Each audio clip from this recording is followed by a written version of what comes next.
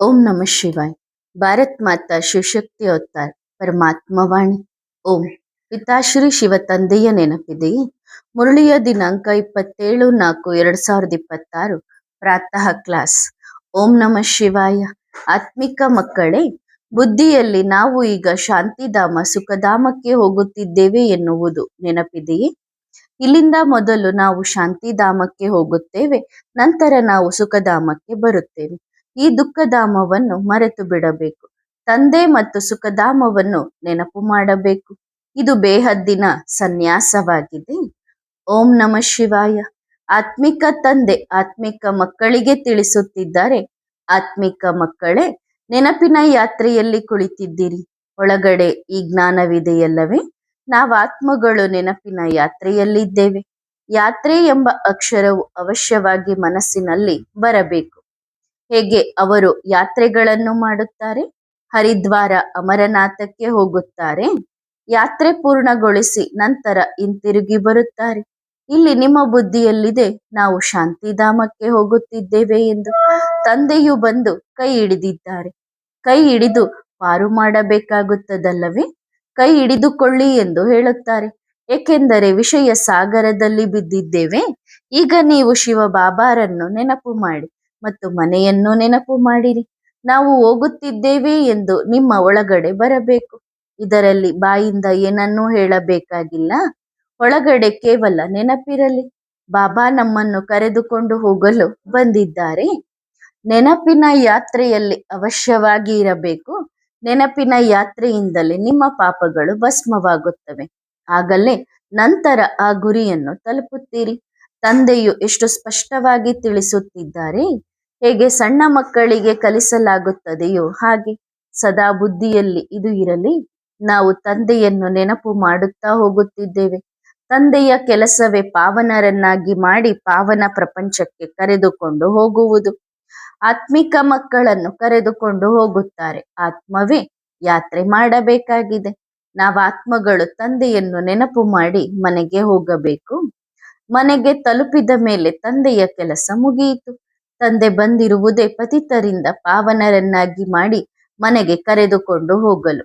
ಶಿಕ್ಷಣವನ್ನು ಇಲ್ಲಿಯೇ ಓದಬೇಕು. ಬೇಕಾದರೆ ಓಡಾಡಿ ತಿರುಗಾಡಿ ಯಾವುದೇ ಕೆಲಸ ಕಾರ್ಯಗಳನ್ನು ಮಾಡಿ ಬುದ್ಧಿಯಲ್ಲಿ ಇದು ನೆನಪಿರಲಿ, ಯೋಗ ಎಂಬ ಅಕ್ಷರದಲ್ಲಿ ಯಾತ್ರೆ ಸಿದ್ಧವಾಗುವುದಿಲ್ಲ. ಯೋಗ ಎಂಬ ಶಬ್ದವು ಸನ್ಯಾಸಿಗಳದ್ದಾಗಿದೆ.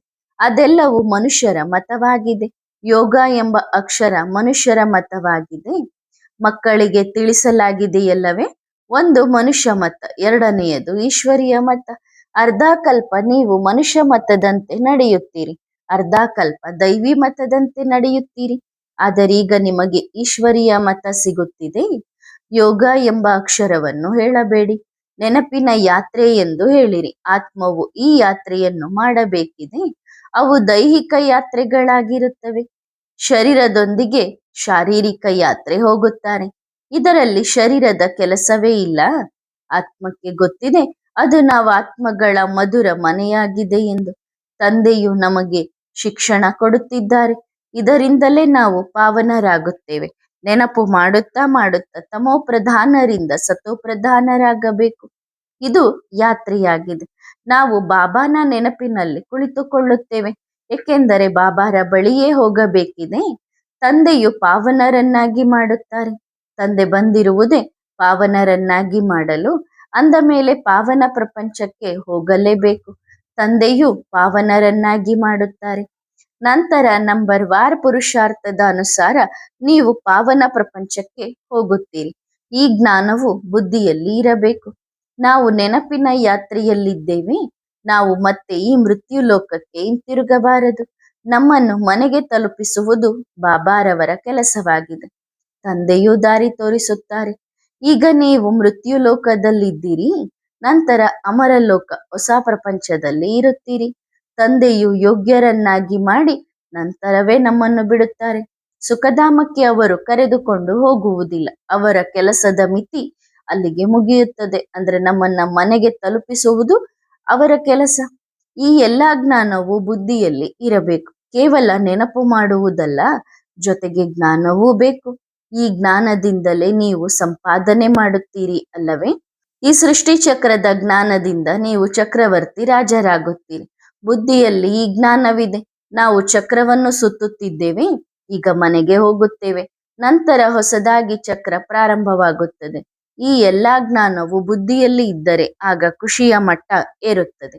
ಬಾಬಾರವರನ್ನು ನೆನಪು ಮಾಡಬೇಕು. ಶಾಂತಿಧಾಮ ಸುಖಧಾಮವನ್ನು ನೆನಪು ಮಾಡಬೇಕು. ತಂದೆಯು ಈ ಎರಡೂ ಆಸ್ತಿಗಳನ್ನು ಕೊಡುತ್ತಾರೆ. ಶಾಂತಿಧಾಮ ಮತ್ತು ಸುಖಧಾಮಕ್ಕೆ ಹೋಗಬೇಕಿದೆ. ಹಾಗೆಂದು ಕೇವಲ ಶಿವ ಬಾಬಾರವರನ್ನು ನೆನಪು ಮಾಡುವುದಲ್ಲ. 84 ಜನ್ಮಗಳ ಚಕ್ರವನ್ನು ನೆನಪು ಮಾಡದಿದ್ದರೆ ಚಕ್ರವರ್ತಿ ರಾಜರಾಗುವುದು ಹೇಗೆ? ಕೇವಲ ಒಬ್ಬರನ್ನು ನೆನಪು ಮಾಡುವುದು ಸನ್ಯಾಸಿಗಳ ಕೆಲಸವಾಗಿದೆ. ಕೇವಲ ಅವರನ್ನು ತಿಳಿದಿಲ್ಲ, ಅಂದ್ರೆ ಭಗವಂತನ ಬಗ್ಗೆ ತಿಳಿದುಕೊಂಡಿಲ್ಲ. ಬ್ರಹ್ಮಾಂಡವನ್ನೇ ನೆನಪು ಮಾಡುತ್ತಾರೆ. ತಂದೆಯು ಮಕ್ಕಳಿಗೆ ಚೆನ್ನಾಗಿ ತಿಳಿಸುತ್ತಿದ್ದಾರೆ. ನೆನಪು ಮಾಡುತ್ತಾ ಮಾಡುತ್ತಾ ನಿಮ್ಮ ಪಾಪಗಳು ಕತ್ತರಿಸಲ್ಪಡುತ್ತವೆ. ಮೊದಲು ಮನೆಗೆ ಹೋಗಬೇಕು. ಇದು ಆತ್ಮಿಕ ಯಾತ್ರೆಯಾಗಿದೆ. ಗಾಯನವೂ ಇದೆ. 4 ದಿಕ್ಕಿನಲ್ಲಿ ಅಲೆದಾಡಿದರು, ಆದರೂ ಸಹ ಭಗವಂತನಿಂದ ದೂರವೇ ಉಳಿದರು. ಅಂದರೆ ತಂದೆಯಿಂದ ದೂರವೇ ಉಳಿದರು. ಯಾವ ತಂದೆಯಿಂದ ಬೇಹದ್ದಿನ ಆಸ್ತಿ ಸಿಗುತ್ತದೆಯೋ ಅವರ ಬಗ್ಗೆ ತಿಳಿದೇ ಇಲ್ಲ. ಎಷ್ಟು ಸುತ್ತುಗಳನ್ನು ಹಾಕಿದ್ದಾರೆ. ಪ್ರತಿ ವರ್ಷವೂ ಅನೇಕ ಯಾತ್ರೆಗಳನ್ನು ಮಾಡುತ್ತಾರೆ. ಹಣ ಹೆಚ್ಚಾಗಿದ್ದರೆ ಯಾತ್ರೆಯ ಹವ್ಯಾಸವಿರುತ್ತದೆ. ಇದು ನಿಮ್ಮ ಆತ್ಮಿಕ ಯಾತ್ರೆಯಾಗಿದೆ. ನಿಮಗಾಗಿ ಹೊಸ ಪ್ರಪಂಚ ತಯಾರಾಗುತ್ತಿದೆ. ನಂತರ ನೀವು ಹೊಸ ಪ್ರಪಂಚಕ್ಕೆ ಬರುವವರಿದ್ದೀರಿ. ಯಾವುದನ್ನು ಅಮರಲೋಕ ಎಂದು ಕರೆಯಲಾಗುತ್ತದೆ. ಅಲ್ಲಿ ಯಾರನ್ನೂ ಕರೆದುಕೊಂಡು ಹೋಗಲು ಕಾಲ ಇರುವುದಿಲ್ಲ. ಕಾಲನಿಗೆ ಹೊಸ ಪ್ರಪಂಚಕ್ಕೆ ಬರುವ ಆಜ್ಞೆಯೇ ಇಲ್ಲ. ಇದು ರಾವಣನ ಹಳೆಯ ಪ್ರಪಂಚವಾಗಿದೆ. ನೀವು ಕರೆಯುತ್ತೀರಿ ಕೂಡ ಇಲ್ಲಿ ಬನ್ನಿ ಎಂದು. ತಂದೆ ಹೇಳುತ್ತಾರೆ, ನಾನು ಹಳೆಯ ಪ್ರಪಂಚ ಮತ್ತು ಹಳೆಯ ಶರೀರದಲ್ಲಿ ಬರುತ್ತೇನೆ. ಇವರೇ ಸಂಪೂರ್ಣ 84 ಜನ್ಮಗಳನ್ನು ತೆಗೆದುಕೊಂಡಿದ್ದಾರೆ. ನಾನು ಪತಿತರನ್ನು ಪಾವನರನ್ನಾಗಿ ಮಾಡಲು ಬರುತ್ತೇನೆ. ನೀವು ಪಾವನರಾಗಿ ನಂತರ ಬೇರೆಯವರನ್ನು ಮಾಡುತ್ತೀರಿ. ಸನ್ಯಾಸಿಗಳು ಓಡಿ ಹೋಗುತ್ತಾರೆ, ಪೂರ್ತಿ ಮಾಯವಾಗಿ ಬಿಡುತ್ತಾರೆ. ಎಲ್ಲಿ ಹೋದರು ಎಂದೇ ಗೊತ್ತಾಗುವುದಿಲ್ಲ, ಏಕೆಂದರೆ ಅವರು ಉಡುಪನ್ನೇ ಬದಲಾಯಿಸುತ್ತಾರೆ. ಪೊಲೀಸರಿಗೂ ಕೂಡ ಸನ್ಯಾಸಿಗಳ ಉಡುಪಿನಲ್ಲಿ CID ಇಡಬೇಕಾಗುತ್ತದೆ. ಹೇಗೆ ಆಕ್ಟರ್ಸ್ಗಳು ಅಂದ್ರೆ ಪಾತ್ರಧಾರಿಗಳು ರೂಪ ಬದಲಾಯಿಸುತ್ತಾರೆ. ಯಾವಾಗ ಗಂಡಸಿನಿಂದ ಹೆಂಗಸಾಗುತ್ತಾರೆ ಅಂದ್ರೆ ಪುರುಷರ ಉಡುಪಿನಿಂದ ಸ್ತ್ರೀಯ ಉಡುಪು, ಸ್ತ್ರೀಯ ಉಡುಪಿನಿಂದ ಪುರುಷರ ಉಡುಪನ್ನ ಧರಿಸಿ ಪುರುಷರಾಗುತ್ತಾರೆ. ಇವರು ಕೂಡ ಕಳ್ಳರನ್ನು ಹಿಡಿಯಲು ಕೆಲವೊಮ್ಮೆ ತಮ್ಮ ರೂಪವನ್ನು ಬದಲಾಯಿಸುತ್ತಾರೆ. ಅಂದ್ರೆ ಪೊಲೀಸರು ಕೂಡ ಸನ್ಯಾಸಿಗಳ ರೂಪದಲ್ಲಿ ಕೆಲವರು ಕಳ್ಳರು ಇರ್ತಾರೆ, ಅಂತವರನ್ನ ಹಿಡಿಲಿಕ್ಕೆ ರೂಪ ಬದಲಾಯಿಸಬೇಕಾಗತ್ತೆ. ಸತ್ಯಯುಗದಲ್ಲಿ ಇಂತಹ ಮಾತುಗಳು ಇರುವುದಿಲ್ಲ. ಇದು ಚೀಚಿ ಪ್ರಪಂಚವಾಗಿದೆ. ತಂದೆ ಹೇಳುತ್ತಾರೆ, ನಾವು ಬರುತ್ತೇವೆ ಮತ್ತೆ ಹೊಸ ಪ್ರಪಂಚವನ್ನು ನಿರ್ಮಿಸಲು. ನಂತರ ಡ್ರಾಮಾ ಪ್ಲಾನ್ ಅನುಸಾರ ಯಾವಾಗ ದ್ವಾಪರ ಯುಗ ಪ್ರಾರಂಭವಾಗುತ್ತದೆಯೋ ಆಗ ದೇವತೆಗಳು ವಾಮ ಮಾರ್ಗಕ್ಕೆ ಹೋಗುತ್ತಾರೆ. ಅವರ ಬಹಳ ಅಶ್ಲೀಲ ಚಿತ್ರಗಳು ಇವೆ. ಜಗನ್ನಾಥನ ಮಂದಿರವಿದೆ, ಅದರಲ್ಲಿ ದೇವತೆಗಳ ಅಶ್ಲೀಲ ಚಿತ್ರಗಳಿವೆ. ವಾಸ್ತವವಾಗಿ ಅದು ಅವರ ರಾಜಧಾನಿಯಾಗಿತ್ತು. ಯಾರು ಸ್ವತಃ ವಿಶ್ವದ ಮಾಲೀಕರಾಗಿದ್ದರೋ ಅವರು ನಂತರ ಮಂದಿರದಲ್ಲಿ ಹೋಗಿ ಬಂದಿಯಾಗಿದ್ದಾರೆ. ಅವರ ಮುಖವನ್ನು ಕಪ್ಪಾಗಿ ತೋರಿಸುತ್ತಾರೆ. ಈ ಜಗನ್ನಾಥನ ಮಂದಿರದ ಮೇಲೆ ನೀವು ಬಹಳಷ್ಟು ತಿಳಿಸಬಹುದು. ಬೇರೆ ಯಾರೂ ಇದರ ಅರ್ಥವನ್ನು ತಿಳಿದುಕೊಂಡಿಲ್ಲ. ದೇವತೆಗಳೇ ಪೂಜ್ಯರಿಂದ ಪೂಜಾರಿಗಳಾಗುತ್ತಾರೆ. ಆ ಜನರು ಪ್ರತಿಯೊಂದು ಮಾತಿನಲ್ಲಿ ಭಗವಂತನಿಗಾಗಿ ಹೇಳುತ್ತಾರೆ ತಾನೆ, ನೀವೇ ಪೂಜ್ಯ, ನೀವೇ ಪೂಜಾರಿ, ನೀವೇ ಸುಖ ಕೊಡುತ್ತೀರಿ, ನೀವೇ ದುಃಖ ಕೊಡುತ್ತೀರಿ. ತಂದೆ ಹೇಳುತ್ತಾರೆ, ನಾನು ಯಾರಿಗೂ ದುಃಖ ಕೊಡುವುದಿಲ್ಲ. ಇದು ತಿಳುವಳಿಕೆಯ ಮಾತಾಗಿದೆ. ಮಗು ಹುಟ್ಟಿದರೆ ಖುಷಿಯಾಗುತ್ತದೆ, ಅದೇ ಮಗು ಸತ್ತರೆ ಅಳಲು ಪ್ರಾರಂಭಿಸುತ್ತಾರೆ. ಭಗವಂತ ದುಃಖ ನೀಡಿದ ಎಂದು. ಅರೆ, ಈ ಅಲ್ಪ ಕಾಲದ ಸುಖ ದುಃಖ ನಿಮಗೆ ರಾವಣನ ರಾಜ್ಯದಲ್ಲಿ ಸಿಗುತ್ತದೆ. ನನ್ನ ರಾಜ್ಯದಲ್ಲಿ ದುಃಖದ ಮಾತೇ ಇಲ್ಲ. ಸತ್ಯಯುಗವನ್ನು ಅಮರಲೋಕ ಎಂದೇ ಕರೆಯಲಾಗುತ್ತದೆ. ಇದರ ಹೆಸರೇ ಮೃತ್ಯುಲೋಕ. ಆಕಸ್ಮಿಕವಾಗಿ ಸತ್ತು ಹೋಗುತ್ತಾರೆ. ಅಲ್ಲಿ ಬಹಳ ಖುಷಿ ಆಚರಿಸುತ್ತಾರೆ. ಆಯುಷು ಕೂಡ ದೊಡ್ಡದಾಗಿರುತ್ತದೆ. ಗರಿಷ್ಠ ಆಯುಷ್ 150 ವರ್ಷ ಇರುತ್ತದೆ. ಇಲ್ಲಿಯೂ ಕೂಡ ಯಾವಾಗಲಾದರೂ ಯಾರದ್ದಾದರೂ ಹಾಗೆ ಇರುತ್ತದೆ. ಆದರೆ ಇಲ್ಲಿ ಸ್ವರ್ಗವಿಲ್ಲವಲ್ಲ. ಯಾರಾದರೂ ಶರೀರವನ್ನು ಬಹಳ ಜಾಗರೂಕತೆಯಿಂದ ಇಟ್ಟುಕೊಂಡರೆ, ಅಂದ್ರೆ ಶರೀರದ ಆರೋಗ್ಯವನ್ನ ಸಂಪಾಲನೆ ಮಾಡಿಕೊಂಡ್ರೆ ಅವರ ಆಯುಷ್ಯು ದೀರ್ಘವಾಗಿರುತ್ತದೆ. ನಂತರ ಅವರ ಹಿಂದೆ ಎಷ್ಟೋ ಜನರ ವೃದ್ಧಿಯಾಗುತ್ತದೆ, ಪರಿವಾರ ಬೆಳೆಯುತ್ತಾ ಹೋಗುತ್ತದೆ, ವೃದ್ಧಿ ಬೇಗ ಆಗುತ್ತದೆ. ಹೇಗೆ ವೃಕ್ಷದಿಂದ ಕೊಂಬೆಗಳು ಹೊರಬರುತ್ತವೆ, 50 ಕೊಂಬೆಗಳು ಹೊರಬರುತ್ತವೆ, ನಂತರ ಅವುಗಳಿಂದ ಇನ್ನೂ 50 ಕೊಂಬೆಗಳು ಹೊರಬರುತ್ತವೆ. ಎಷ್ಟು ವೃದ್ಧಿಯಾಗುತ್ತಾ ಹೋಗುತ್ತಾರೆ. ಇದು ಕೂಡ ಹಾಗೆಯೇ ಇದೆ. ಅದಕ್ಕಾಗಿಯೇ ಇದರ ಉದಾಹರಣೆಯನ್ನು ಆಲದ ಮರದೊಂದಿಗೆ ಕೊಡುತ್ತಾರೆ. ಇಡೀ ವೃಕ್ಷ ನಿಂತಿದೆ, ಉಳಿದಂತೆ ಆದಿ ಸನಾತನ ದೇವಿ ದೇವತಾ ಧರ್ಮದ ಫೌಂಡೇಶನ್ ಇಲ್ಲ. ದೇವತೆಗಳು ಯಾವಾಗ ಇದ್ದರು? ಅವರು ಲಕ್ಷಾಂತರ ವರ್ಷ ಎಂದು ಹೇಳುತ್ತಾರೆ. ಮೊದಲು ನೀವು ಯಾವಾಗಲೂ ಯೋಚನೆಯನ್ನು ಮಾಡುತ್ತಿರಲಿಲ್ಲ. ತಂದೆಯೇ ಬಂದು ಈ ಎಲ್ಲಾ ಮಾತುಗಳನ್ನು ತಿಳಿಸುತ್ತಾರೆ. ನೀವೀಗ ತಂದೆಯ ಬಗ್ಗೆ ತಿಳಿದುಕೊಂಡಿದ್ದೀರಿ ಮತ್ತು ಇಡೀ ಡ್ರಾಮಾದ ಆದಿ ಮಧ್ಯ ಅಂತ್ಯವನ್ನು ತಿಳಿದುಕೊಂಡಿದ್ದೀರಿ. ಪ್ರಪಂಚ ಹೊಸದರಿಂದ ಹಳೆಯದು, ಹಳೆಯದರಿಂದ ಹೊಸದು ಹೇಗೆ ಆಗುತ್ತದೆ ಎಂದು ಯಾರಿಗೂ ಗೊತ್ತಿಲ್ಲ. ಈಗ ನೀವು ಮಕ್ಕಳು ನೆನಪಿನ ಯಾತ್ರೆಯಲ್ಲಿ ಕುಳಿತಿದ್ದೀರಿ. ಈ ಯಾತ್ರೆಯು ನಿಮ್ಮ ನಿತ್ಯದ ಕೆಲಸವಾಗಬೇಕು. ಓಡಾಡಿ ತಿರುಗಾಡಿ, ಆದರೆ ಈ ನೆನಪಿನ ಯಾತ್ರೆಯಲ್ಲಿರಿ. ಇದು ಆತ್ಮಿಕ ಯಾತ್ರೆಯಾಗಿದೆ. ಭಕ್ತಿ ಮಾರ್ಗದಲ್ಲಿ ನಾವು ಕೂಡ ಆ ಯಾತ್ರೆಗಳಿಗೆ ಹೋಗುತ್ತಿದ್ದೆವು ಎಂದು ನಿಮಗೆ ಗೊತ್ತಿದೆ. ಬಹಳ ಬಾರಿ ಯಾತ್ರೆ ಮಾಡಿರಬಹುದು. ಯಾರು ಪಕ್ಕಾ ಭಕ್ತರಾಗಿರುತ್ತಾರೋ ಅವರು ಮಾಡಿರುತ್ತಾರೆ. ಬಾಬಾ ತಿಳಿಸಿದ್ದಾರೆ, ಒಬ್ಬ ಶಿವನ ಭಕ್ತಿ ಮಾಡುವುದು ಅದು ಅವ್ಯಭಿಚಾರಿ ಭಕ್ತಿಯಾಗಿದೆ. ನಂತರ ದೇವತೆಗಳದ್ದಾಗುತ್ತದೆ. ನಂತರ 5 ತತ್ವಗಳ ಭಕ್ತಿಯನ್ನು ಮಾಡುತ್ತಾರೆ. ದೇವತೆಗಳ ಭಕ್ತಿಯಾದರೂ ಒಳ್ಳೆಯದು, ಏಕೆಂದರೆ ಅವರ ಶರೀರವಾದರೂ ಸತೋಪ್ರಧಾನವಾಗಿದೆ. ಮನುಷ್ಯರ ಶರೀರವು ಪತಿತವಾಗಿದೆ ಅಲ್ಲವೇ? ಅವರು ಪಾವನರಾಗಿದ್ದಾರೆ. ನಂತರ ದ್ವಾಪರ ಯುಗದಿಂದ ಹಿಡಿದು ಎಲ್ಲರೂ ಪತಿತರಾಗುತ್ತಾರೆ, ಕೆಳಗೆ ಬೀಳುತ್ತಾ ಬರುತ್ತಾರೆ. ಏಣಿಯ ಚಿತ್ರವು ನಿಮಗೆ ತಿಳಿಸಲು ಬಹಳ ಚೆನ್ನಾಗಿದೆ. ಜಿನ್ನನ ಕಥೆಯನ್ನು ಹೇಳುತ್ತಾರಲ್ಲವೇ? ಈ ಎಲ್ಲಾ ದೃಷ್ಟಾಂತಗಳು ಈ ಸಮಯದ್ದೇ ಆಗಿವೆ, ನಿಮ್ಮ ಮೇಲೆಯೇ ತಯಾರಾಗಿವೆ.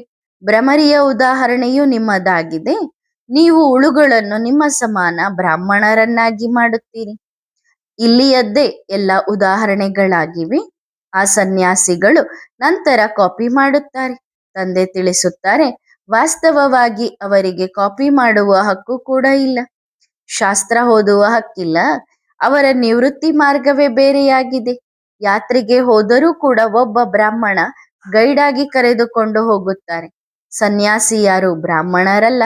ಯಾತ್ರೆಯನ್ನು ಯಾವಾಗಲೂ ಬ್ರಾಹ್ಮಣರು ಮಾಡಿಸುತ್ತಾರೆ. ದೈಹಿಕ ಯಾತ್ರೆಯನ್ನು ನೀವು ಕೂಡ ಮಾಡುತ್ತಿದ್ದೀರಿ. ಈಗ ಮತ್ತೆ ತಂದೆಯ ಮೂಲಕ ಆತ್ಮಿಕ ಯಾತ್ರೆಯನ್ನು ಕಲಿಯುತ್ತಿದ್ದೀರಿ. ಅವರು ಬ್ರಾಹ್ಮಣರೇ ಅಲ್ಲ, ಆದರೆ ಇತ್ತೀಚೆಗೆ ಅವರು ನುಸುಳಿದ್ದಾರೆ. ಬಾಬಾ ಎಲ್ಲವನ್ನೂ ಸ್ಪಷ್ಟಪಡಿಸುತ್ತಾರೆ. ಕಾನೂನು ಏನು ಹೇಳುತ್ತದೆ ಎಂದು? ಕಾನೂನನ್ನು ಜ್ಞಾನ ಎಂದು ಕರೆಯಲಾಗುತ್ತದೆ. ಕಾನೂನನ್ನು ಭಕ್ತಿ ಎಂದು ಕರೆಯಲಾಗುವುದಿಲ್ಲ. ಇದು ಶಿಕ್ಷಣವಾಗಿದೆ ಅಲ್ಲವೇ? ಭಕ್ತಿಯಿಂದ ನೋಡಿ ಏನೇನಾಗಿ ಹೋಗಿದೆ. ಬುದ್ಧಿಯೇ ಇಲ್ಲ. ಯಾರ ಮುಂದೆ ಹೋಗುತ್ತಾರೋ ಅಲ್ಲಿ ತಲೆ ಬಾಗಿಸುತ್ತಲೇ ಇರುತ್ತಾರೆ. ಒಬ್ಬರ ಆಕ್ಯುಪೇಷನ್ ಕೂಡ ತಿಳಿದುಕೊಂಡಿಲ್ಲ. ಲೆಕ್ಕ ಹಾಕಲಾಗುತ್ತದಲ್ಲವೇ? ಅತಿ ಹೆಚ್ಚು ಜನ್ಮಗಳನ್ನು ಯಾರು ತೆಗೆದುಕೊಳ್ಳುತ್ತಾರೆ? ನಂತರ ಕಡಿಮೆ ಆಗುತ್ತಾ ಹೋಗುತ್ತದೆ. ಈ ಜ್ಞಾನವು ಈಗ ನಿಮಗೆ ಸಿಗುತ್ತಿದೆ. ಮನುಷ್ಯರು ಬುದ್ಧಿಹೀನರಾಗಿದ್ದಾರೆ. ಕಲ್ಪದ ಆಯುಷು ಲಕ್ಷಾಂತರ ವರ್ಷ ಎಂದು ಹೇಳುತ್ತಾರೆ. ಆದರೆ ಕ್ರಿಶ್ಚಿಯನ್ನರ 2000 ವರ್ಷ ಪೂರ್ಣಗೊಳ್ಳಬೇಕಿದೆ. ಕ್ರಿಸ್ತನಿಗಿಂತ 3000 ವರ್ಷಗಳ ಮೊದಲು ಪ್ಯಾರಡೈಸ್ ಇತ್ತು ಎಂದು ಅವರೇ ಹೇಳುತ್ತಾರೆ. ಅಂದ ಮೇಲೆ ಅವಶ್ಯವಾಗಿ ಹೊಸ ಪ್ರಪಂಚ ಇರಲೇಬೇಕಲ್ಲವೇ? ಅವರು ಹೇಳುತ್ತಾರೆ, ಆದರೆ ಅವರಿಗೂ ತಿಳಿಸುವವರು ಬೇಕು. ನೀವು ತಿಳಿದುಕೊಳ್ಳುತ್ತೀರಿ ಅವಶ್ಯವಾಗಿ ಸ್ವರ್ಗವಿತ್ತು ಎಂದು.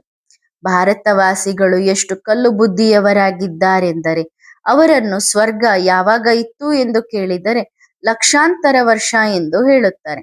ಆ ಜನರ ಬುದ್ಧಿಯಾದರೂ ಬಹಳ ಚೆನ್ನಾಗಿತ್ತು. ಅವರು ಸಂಪೂರ್ಣ ಸತೋಪ್ರಧಾನರಾಗದಿದ್ದರೂ ತಮೋಪ್ರಧಾನ ಕೂಡ ಅಷ್ಟೊಂದು ಆಗುವುದಿಲ್ಲ. ಬಹಳ ಸುಖವೂ ಇಲ್ಲ, ಬಹಳ ದುಃಖವನ್ನು ಪಡೆಯುವುದಿಲ್ಲ. ಇಲ್ಲಿ ಎಷ್ಟು ದುಃಖವಿದೆ. ಈಗ ನೀವು ಮಕ್ಕಳು ತಿಳಿದುಕೊಳ್ಳುತ್ತೀರಿ, ನಾವು ವಿಶ್ವದ ಮಾಲೀಕರಾಗಿದ್ದೆವು, ಎಷ್ಟು ಸುಖಿಯಾಗಿದ್ದೆವು ಎಂದು. ಈಗ ಮತ್ತೆ ನಾವೇ ಬೆಗರ್ ಟು ಪ್ರಿನ್ಸ್ ಆಗಬೇಕಿದೆ. ಪ್ರಪಂಚ ಹೊಸದರಿಂದ ಹಳೆಯದಾಗುತ್ತದಲ್ಲವೇ? ಆದ್ದರಿಂದ ತಂದೆ ಹೇಳುತ್ತಾರೆ, ಪರಿಶ್ರಮ ಪಡಿ. ಮಾಯೆಯು ಪದೇ ಪದೇ ನಿಮಗೆ ಮರೆಸುತ್ತದೆ ಎಂದು ಕೂಡ ಗೊತ್ತಿದೆ. ತಂದೆ ತಿಳಿಸುತ್ತಾರೆ, ಬುದ್ಧಿಯಲ್ಲಿ ಇದನ್ನು ಸದಾ ನೆನಪಿಡಿ. ನಾವು ಹೋಗುತ್ತಿದ್ದೇವೆ ಎಂದು. ಈ ಹಳೆಯ ಪ್ರಪಂಚದಿಂದ ನಮ್ಮ ಹಗ್ಗ ಬಿಚ್ಚಲ್ಪಟ್ಟಿದೆ. ದೋಣಿ ಆ ದಡಕ್ಕೆ ಹೋಗಬೇಕಿದೆ. ನನ್ನ ದೋಣಿಯನ್ನು ಪಾರು ಮಾಡಿ ಎಂದು ಗಾಯನ ಮಾಡುತ್ತಾರಲ್ಲವೇ. ಯಾವಾಗ ಪಾರಾಗಬೇಕು ಎಂದು ಕೂಡ ಅವರಿಗೆ ಗೊತ್ತಿಲ್ಲ. ಆದ್ದರಿಂದ ಮುಖ್ಯವಾದದ್ದು ನೆನಪಿನ ಮಾತು. ತಂದೆಯ ಜೊತೆಗೆ ಆಸ್ತಿಯು ನೆನಪಿಗೆ ಬರಬೇಕು. ಮಕ್ಕಳು ವಯಸ್ಕರಾದಾಗ ತಂದೆಯ ಆಸ್ತಿಯೇ ಕಣ್ಣ ಮುಂದೆ ಇರುತ್ತದೆ. ನೀವು ದೊಡ್ಡವರೇ ಆಗಿದ್ದೀರಿ. ಆತ್ಮವು ತಕ್ಷಣ ತಿಳಿದುಕೊಳ್ಳುತ್ತದೆ ಈ ಮಾತು ಸರಿಯಾಗಿದೆ ಎಂದು. ಬೇಹದ್ದಿನ ತಂದೆಯ ಆಸ್ತಿಯೇ ಸ್ವರ್ಗವಾಗಿದೆ. ಬಾಬಾ ಸ್ವರ್ಗದ ಸ್ಥಾಪನೆ ಮಾಡುತ್ತಾರೆ. ಅಂದ ಮೇಲೆ ತಂದೆಯ ಶ್ರೀಮತದಂತೆ ನಡೆಯಬೇಕಾಗುತ್ತದೆ. ತಂದೆ ಹೇಳುತ್ತಾರೆ, ಪವಿತ್ರರಾಗಲೇಬೇಕು. ಪವಿತ್ರತೆಯ ಕಾರಣದಿಂದಲೇ ಜಗಳಗಳು ನಡೆಯುತ್ತವೆ. ಅವರು ಸಂಪೂರ್ಣವಾಗಿ ರೌರವ ನರಕದಲ್ಲಿ ಬಿದ್ದಂತಿದ್ದಾರೆ. ಇನ್ನೂ ಹೆಚ್ಚಾಗಿ ವಿಕರ್ಮಗಳಲ್ಲಿ ಬೀಳಲು ಪ್ರಾರಂಭಿಸುತ್ತಾರೆ. ಆದ್ದರಿಂದ ತಂದೆಯ ಮೇಲೆ ಪ್ರೀತಿ ಇಡಲು ಸಾಧ್ಯವಿಲ್ಲ. ವಿನಾಶ ಕಾಲದಲ್ಲಿ ವಿಪರೀತ ಬುದ್ಧಿಯಲ್ಲವೇ. ತಂದೆ ಬಂದಿರುವುದು ಪ್ರೀತಿಯ ಬುದ್ಧಿಯವರನ್ನಾಗಿ ಮಾಡಲು. ಬಹಳ ಜನರಿದ್ದಾರೆ, ಅವರಿಗೆ ಸ್ವಲ್ಪವೂ ಪ್ರೀತಿ ಬುದ್ಧಿ ಇಲ್ಲ. ತಂದೆಯನ್ನು ಯಾವಾಗಲೂ ನೆನಪು ಮಾಡುವುದೇ ಇಲ್ಲ. ಅಂತಹವರು ಇದ್ದಾರೆ. ಬಾಬಾ ಇಲ್ಲಿ ಹೆಸರು ಹೇಳಲು ಸಾಧ್ಯವಿಲ್ಲ. ಪ್ರೈವೇಟ್ನಲ್ಲಿ ತಿಳಿಸುತ್ತಾರೆ, ಶಿವ ಬಾಬಾರನ್ನು ತಿಳಿಯದವರು ನಂಬದವರು ಯಾರಿದ್ದಾರೆ ಎಂದು. ಮಾಯೆಯ ಪೂರ್ಣಗ್ರಹಣ ಅವರಿಗೆ ಹಿಡಿದಿದೆ. ನೆನಪಿನ ಯಾತ್ರೆ ಸ್ವಲ್ಪವೂ ಇಲ್ಲ. ಬ್ರಹ್ಮನೇ ತಿಳಿಸುತ್ತಿದ್ದಾರೆ ಎಂದು ತಿಳಿದುಕೊಳ್ಳುತ್ತಾರೆ. ಉಳಿದಂತೆ ಎಲ್ಲವೂ ಸುಳ್ಳು ಎಂದು ತಿಳಿಯುವವರು ಬಹಳ ಜನರಿದ್ದಾರೆ. ತಂದೆ ಪರಿಶ್ರಮ ಪಡುತ್ತಾರೆ. ಸೂರ್ಯವಂಶಿ ಚಂದ್ರವಂಶಿ ರಾಜಧಾನಿ ಇಲ್ಲಿ ಸ್ಥಾಪನೆಯಾಗುತ್ತಿದೆ ಎಂದು ಕೂಡ ಗೊತ್ತಿದೆ. ಸತ್ಯಯುಗ ತ್ರೇತಾಯುಗದಲ್ಲಿ ಯಾವುದೇ ಧರ್ಮ ಸ್ಥಾಪಕರು ಇರುವುದಿಲ್ಲ. ರಾಮ ಯಾವುದೇ ಧರ್ಮ ಸ್ಥಾಪನೆ ಮಾಡುವುದಿಲ್ಲ. ಅವರು ಸ್ಥಾಪನೆ ಮಾಡುವ ತಂದೆಯ ಮೂಲಕ ತಯಾರಾಗುತ್ತಾರೆ. ಬೇರೆ ಧರ್ಮ ಸ್ಥಾಪಕರು ಮತ್ತು ತಂದೆಯ ಧರ್ಮ ಸ್ಥಾಪನೆಯಲ್ಲಿ ರಾತ್ರಿ ಹಗಲಿನ ವ್ಯತ್ಯಾಸವಿದೆ. ತಂದೆ ಬರುವುದೇ ಸಂಗಮದಲ್ಲಿ. ಯಾವಾಗ ಪ್ರಪಂಚ ಬದಲಾಗಬೇಕಿದೆಯೋ ಆಗ ತಂದೆ ಬರುತ್ತಾರೆ. ತಂದೆ ಹೇಳುತ್ತಾರೆ, ಕಲ್ಪದ ಸಂಗಮ ಯುಗದಲ್ಲಿ ನಾನು ಬರುತ್ತೇನೆ. ಅವರು ಯುಗ ಯುಗ ಎಂಬ ಅಕ್ಷರವನ್ನು ತಪ್ಪಾಗಿ ಬರೆದಿದ್ದಾರೆ. ಅರ್ಧ ಕಲ್ಪ ಭಕ್ತಿ ಮಾರ್ಗ ಕೂಡ ನಡೆಯಲೇಬೇಕು. ಭಕ್ತಿ ಮಾರ್ಗದಲ್ಲಿ ರಾವಣನ ರಾಜ್ಯ ಸುಳ್ಳೇ ಸುಳ್ಳು. ಭಕ್ತಿ ಮಾರ್ಗದ ಅಸತ್ಯ ಶಾಸ್ತ್ರಗಳನ್ನು ಓದುತ್ತಾ ಓದುತ್ತಾ ಕೆಳಗೆ ಇಳಿಯುತ್ತಾ ಬಂದಿದ್ದಾರೆ. ಆದ್ದರಿಂದ ತಂದೆ ಹೇಳುತ್ತಾರೆ, ಮಕ್ಕಳೇ, ಈ ಮಾತುಗಳನ್ನು ಮರೆಯಬೇಡಿ. ಬಾಬಾ, ನಾವು ನಿಮ್ಮನ್ನು ಮರೆತು ಬಿಡುತ್ತೇವೆ ಎಂದು ಯಾವಾಗಲೂ ಬಾಯಿಂದ ಬರಬಾರದು. ಅರೆ, ತಂದೆಯನ್ನು ಪ್ರಾಣಿಗಳು ಕೂಡ ಮರೆಯುವುದಿಲ್ಲ. ನೀವೇಕೆ ಮರೆಯುತ್ತೀರಿ? ನಿಮ್ಮನ್ನು ಆತ್ಮ ಎಂದು ತಿಳಿದುಕೊಳ್ಳುತ್ತಿಲ್ಲ. ದೇಹಾಭಿಮಾನಿಯಾಗುವುದರಿಂದಲೇ ನೀವು ತಂದೆಯನ್ನು ಮರೆಯುತ್ತೀರಿ. ಈಗ ತಂದೆ ತಿಳಿಸುವಂತೆ ನೀವು ಮಕ್ಕಳು ಕೂಡ ಅಭ್ಯಾಸ ಮಾಡಬೇಕು. ಧೈರ್ಯದಿಂದ ಮಾತನಾಡಬೇಕು. ದೊಡ್ಡ ಮನುಷ್ಯರ ಮುಂದೆ ನೀವು ಹೆದರಬಾರದು. ನೀವು ಕುಮಾರಿಯರೇ ದೊಡ್ಡ ದೊಡ್ಡ ವಿದ್ವಾಂಸರು, ಪಂಡಿತರ ಮುಂದೆ ಹೋಗುತ್ತೀರಿ.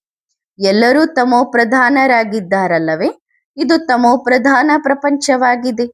ಆದ್ದರಿಂದ ತಮೋ ಪ್ರಧಾನ ಮನುಷ್ಯರಿಗೆ ಗೌರವವಿದೆ. ತಮೋ ಪ್ರಧಾನ ಮನುಷ್ಯರು ತಮೋ ಪ್ರಧಾನರಿಗೆ ಗೌರವ ಕೊಡುತ್ತಾರೆ. ನೀವೀಗ ಸತೋ ಪ್ರಧಾನರಾಗುತ್ತಿದ್ದೀರಿ ಎಂದು ಅವರಿಗೆ ಗೊತ್ತಿಲ್ಲ. ನೀವು ಎಷ್ಟೇ ತಿಳಿಸಿದರೂ ಅವರ ಬುದ್ಧಿಯಲ್ಲಿ ಕುಳಿತುಕೊಳ್ಳುವುದೇ ಇಲ್ಲ. ನಂತರ ಅವರು ಸಮಯ ತೆಗೆದುಕೊಂಡು ತಿಳಿದುಕೊಳ್ಳುತ್ತೇವೆ ಎನ್ನುತ್ತಾರೆ. ಹೀಗೆ ಈ ರೀತಿ ಮಾಡುತ್ತಾ ಮಾಡುತ್ತಾ ಸಮಯವೇ ಮುಗಿದು ಹೋಗುತ್ತದೆ. ಅವರಿಗೆ ತಂದೆಯ ಮೇಲೆ ಪ್ರೀತಿ ಇಡಬೇಕಾಗಿಲ್ಲ. ಆದ್ದರಿಂದ ಕೌರವರ ವಿಪರೀತ ಬುದ್ಧಿ ಪಾಂಡವರದ್ದು ಪ್ರೀತ ಬುದ್ಧಿಯಾಗಿದೆ ಎಂಬ ಗಾಯನವಿದೆ. ನೀವು ಈ ಆತ್ಮಿಕ ಯಾತ್ರೆಯ ಕಲಿಸುವ ಮಾರ್ಗದರ್ಶಕರಾಗಿದ್ದೀರಿ. ಬುದ್ಧಿಯಲ್ಲಿ ಇದು ನೆನಪಿದೆಯೇ? ನಾವೀಗ ಶಾಂತಿಧಾಮ ಸುಖಧಾಮಕ್ಕೆ ಹೋಗುತ್ತಿದ್ದೇವೆ. ಇಲ್ಲಿಂದ ಮೊದಲು ನಾವು ಶಾಂತಿಧಾಮಕ್ಕೆ ಹೋಗುತ್ತೇವೆ, ನಂತರ ನಾವು ಸುಖಧಾಮಕ್ಕೆ ಬರುತ್ತೇವೆ. ಆದ್ದರಿಂದ ತಿಳಿಸಲಾಗುತ್ತದೆ, ತಂದೆಯನ್ನು ನೆನಪು ಮಾಡಿರಿ ಎಂದು. ಈ ಯಾತ್ರೆ ಮಾಡಿದರೆ ಸುಖಧಾಮಕ್ಕೆ ಕರೆದುಕೊಂಡು ಹೋಗುತ್ತಾರೆ. ಈ ದುಃಖಧಾಮವನ್ನು ಮರೆತು ಬಿಡಬೇಕು. ಇದು ಬೇಹದ್ದಿನ ಸನ್ಯಾಸವಾಗಿದೆ. ಇಲ್ಲಿ ಎಲ್ಲಾ ಕಡೆ ದುಃಖವೇ ದುಃಖವಿದೆ. ಮೊದಲ ನಂಬರ್ನಲ್ಲಿ ನೀವೇ ದುಃಖಿಯಾಗಿದ್ದೀರಿ. ಭಾರತವೇ ಸುಖಧಾಮವಾಗಿತ್ತು, ಈಗ ಭಾರತವೇ ದುಃಖಧಾಮವಾಗಿದೆ. ಭಾರತವು ಅವಿನಾಶಿ ಖಂಡವಾಗಿದೆ, ಏಕೆಂದರೆ ಅವಿನಾಶಿ ತಂದೆಯ ಆಗಮನ ಇಲ್ಲಿ ಆಗುತ್ತದೆ. ಈ ಖಂಡವು ಎಂದಿಗೂ ವಿನಾಶವಾಗುವುದಿಲ್ಲ. ಸತ್ಯಯುಗವಿದ್ದಾಗ ಭಾರತದ ಹೊರತಾಗಿ ಬೇರೆ ಯಾವುದೇ ಖಂಡ ಇರುವುದಿಲ್ಲ. ತಂದೆಯ ಆಗಮನ ಕೂಡ ಇಲ್ಲಿಯೇ ಆಗುತ್ತದೆ. ಅವರು ಪರಮಾತ್ಮನನ್ನು ಕಲ್ಲು ಮಣ್ಣಿನಲ್ಲಿ ಹಾಕಿದ್ದಾರೆ. ಆದ್ದರಿಂದ ತಂದೆ ತಿಳಿಸುತ್ತಾರೆ, ಅಂಧಶ್ರದ್ಧೆಯ ಭಕ್ತಿಯಲ್ಲಿ ದುರ್ಗತಿಯೇ ಇದೆ. ಜ್ಞಾನದಿಂದ ಎಲ್ಲರ ಸದ್ಗತಿಯಾಗುತ್ತದೆ. ಸದ್ಗತಿದಾತನು ಜ್ಞಾನ ಸಾಗರ ತಂದೆಯೇ ಆಗಿದ್ದಾರೆ. ಒಳ್ಳೆಯದು. ಆತ್ಮಿಕ ಮಕ್ಕಳಿಗೆ ನೆನಪು, ಪ್ರೀತಿ ಮತ್ತು ನಮಸ್ತೆ. ವರದಾನ: ಸಮೀಪ ರತ್ನಭವ. ನೀವು ಮಕ್ಕಳು ಸದಾ ಬಾಪ್ತಾದಾರವರ ಸಮೀಪ ಅನುಭವ ಮಾಡುತ್ತೀರಾ? ಸಮೀಪ ರತ್ನಗಳು ಯಾರು ಯಾರು? ಯಾರು ಸದಾ ತಮ್ಮನ್ನು ಸಮೀಪ ರತ್ನಗಳೆಂದು ಅನುಭವ ಮಾಡುತ್ತಾರೋ ಅವರು ಕೈ ಎತ್ತಿರಿ. ಸಮೀಪ ರತ್ನಗಳ ವಿಶೇಷತೆ ತಿಳಿಸಿರಿ. ಯಾರು ತಂದೆಯ ಗುಣಗಳು ಮತ್ತು ಕರ್ತವ್ಯಕ್ಕೆ ಸಮೀಪವಿದ್ದಾರೋ ಅವರೇ ಸದಾ ಸಮೀಪವಿದ್ದಾರೆ. ಪ್ರತಿಯೊಂದು ಗುಣದಿಂದ ತಂದೆಯ ಗುಣವನ್ನು ಪ್ರತ್ಯಕ್ಷ ಮಾಡುವವರು ಮತ್ತು ಪ್ರತಿಯೊಂದು ಕರ್ಮದಿಂದ ತಂದೆಯ ಕರ್ತವ್ಯವನ್ನು ಸಿದ್ಧ ಮಾಡುವವರೇ ಸಮೀಪ ರತ್ನಗಳಾಗಿದ್ದಾರೆ. ಒಳ್ಳೆಯದು. ಓಂ ನಮಃ ಶಿವಾಯ.